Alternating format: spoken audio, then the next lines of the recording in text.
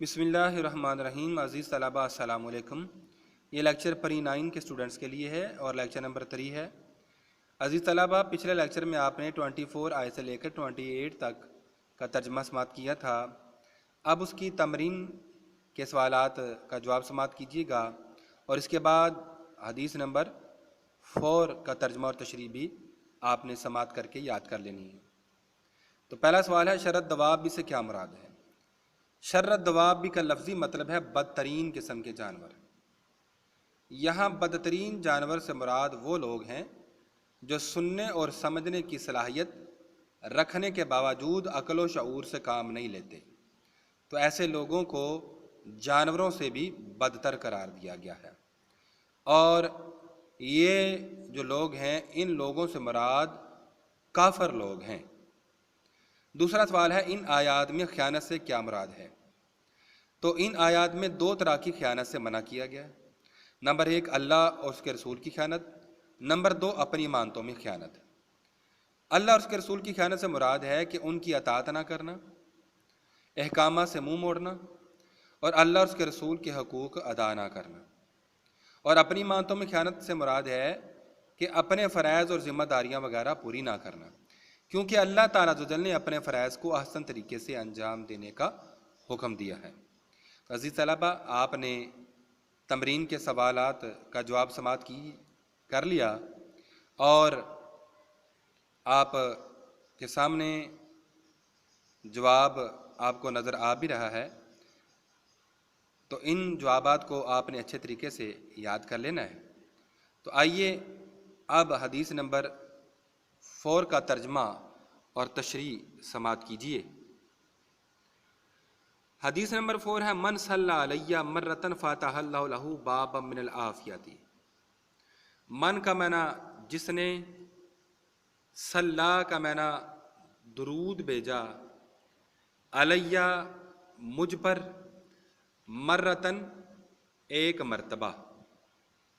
تو فاتح اللہ، اللہ عز و جل نے کھول دیا، لہو اس کے لیے، بابن ایک دروازہ، من العافیتی عافیت کا۔ تو پورا ترجمہ سماعت کیجیے، جس نے مجھ پر ایک مرتبہ درود بھیجا، اللہ تعالیٰ عز و جل نے اس کے لیے عافیت کا ایک دروازہ کھول دیا۔ تو عزیز طلبہ، اس کی اب آپ تشریح سماعت کیجیے گا۔ نبی کرم صلی اللہ تعالی وسلم اللہ تعالیٰ عز و جل کے محبوب اور پیغمبر ہیں، اس لیے اللہ تعالیٰ کو یہ بات بہت ہی پسند ہے کہ اس کی مخلوق اس کے محبوب پیغمبر صلی اللہ علیہ وسلم پر درود و سلام بھیجے۔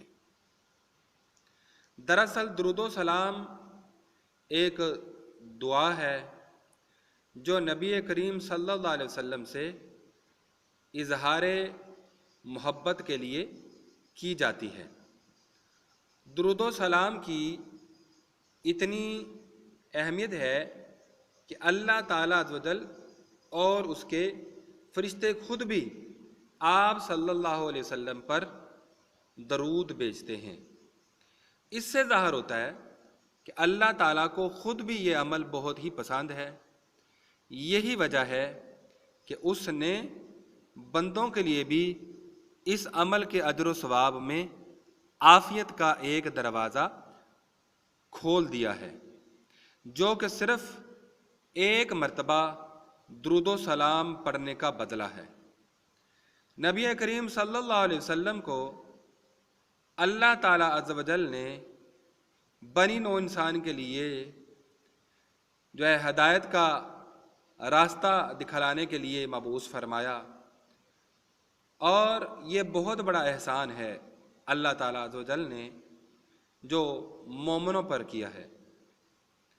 آپ صلی اللہ علیہ وسلم نے اپنے ہر قول اور فعل کو ہمارے لیے نمونہ بنایا۔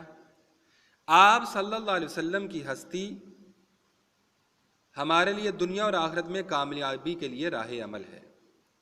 لہٰذا ہمیں چاہیے کہ ہم اپنی جان سے بھی بڑھ کر آپ صلی اللہ علیہ وسلم سے محبت کریں اور اس محبت کی عملی صورت یہ ہے کہ آپ صلی اللہ علیہ وسلم پر درود و سلام بھیجا جائے۔ تو درود و سلام میں ہم آپ صلی اللہ علیہ وسلم کی درجات کی بلندی کی دعا کرتے ہیں، جس کے ذریعے ہمیں بھی اللہ تعالی عز و جل کی رحمت جو ہے وہ حاصل ہوتی ہے، اور اللہ عز و جل ہمارے اس عمل سے خوش ہو کر عافیت عطا فرما دیتا ہے۔ تو اس حدیث کا مقصد مسلمانوں کو یہ ترغیب دینا ہے کہ وہ آپ صلی اللہ علیہ وسلم پر کثرت سے درود و سلام بھیجیں، کیونکہ حضرت عبداللہ ابن مسعود سے روایت ہے کہ رسول اللہ صلی اللہ علیہ وسلم شاہ فرمایا، قیامت کے دن مجھ سے قریب ترین اور مجھ پر زیادہ حق رکھنے والا میرا وہ امتی ہوگا جو مجھ پر زیادہ درود بھیجنے والا ہوگا۔ تو عزیز طلباء، اس حدیث پاک کے ترجمے اور تشریح کو اچھے طریقے سے یاد کیجیے گا، اور کوشش کیا کریں کہ آپ بھی چلتے پھرتے اٹھتے بیٹھتے باوضو بے وضو کوشش کریں حتی الامکان باوضو آپ صلی اللہ علیہ وسلم کی ذات پر کثرت سے درود و سلام بھیجا کریں۔ اس کے اندر انشاءاللہ العزیز دنیا اور آخرت کی آپ کو کامیابی نصیب ہوگی۔ تو جو تشریح میں نے آپ کے سامنے ذکر کی ہے، وہ چاہے تو آپ وہ ویڈیو کو بار بار جو ہے چلا کر یاد کر لیجئے گا، اور اگر وہ یاد نہیں ہو سکتی تو آپ کے سامنے کتاب پر بھی آپ کو تشریح جو ہے وہ نظر آ رہی ہے، چاہے تو آپ اس تشریح کو یاد کر لیجئے گا۔ تو دعا ہے اللہ تعالیٰ تعالی ہم سب کو اس حدیث پر عمل پیرا ہونے کی توفیق عطا فرمائے۔ آمین ثم آمین۔ اللہ حافظ۔